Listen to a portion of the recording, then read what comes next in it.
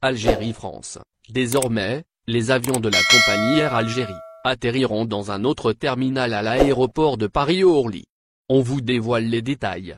Les avions du transporteur national sont cloués au sol depuis 8 mois, soit à la date de la fermeture des frontières qui a eu lieu à la mi-mars. Dans l'attente d'une éventuelle reprise des vols qui tardent à venir, la compagnie aérienne est autorisée à effectuer uniquement des opérations de rapatriement soumises à l'approbation du gouvernement. Si ce serait le cas, Air Algérie qui opère depuis le terminal de l'aéroport de Paris-Orly en France, devra modifier son emplacement d'atterrissage à partir de ce vendredi 20 novembre. C'est en effet ce qu'a indiqué le site spécialisé Voyager DZ qui cite comme source le site officiel des aéroports de Paris. Selon ce dernier, plusieurs terminaux au sein de Paris-Charles de Gaulle et Paris-Orly sont temporairement fermés. Sur ce, certaines compagnies aériennes opérant depuis les terminaux susmentionnés se sont vues réorganiser leur opération de vol et Air Algérie est l'une d'eux. Ainsi, la compagnie aérienne nationale algérienne qui opérait depuis le secteur Orly 4 est dans l'obligation de changer dès demain d'emplacement d'atterrissage. Celle-ci peut atterrir et décoller seulement depuis le terminal d'Orly 3. Outre le transporteur algérien, ceux de nos voisins devront également changer leur terminal.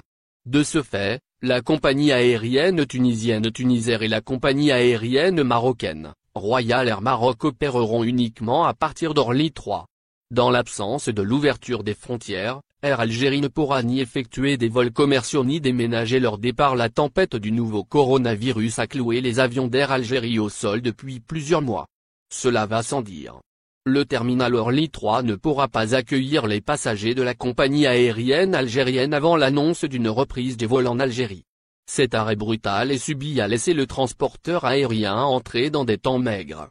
Pour s'en sortir et éviter de sombrer, Air Algérie comme toutes les compagnies aériennes un peu partout dans le monde, s'est vue dans l'obligation de chercher des plans de sauvetage.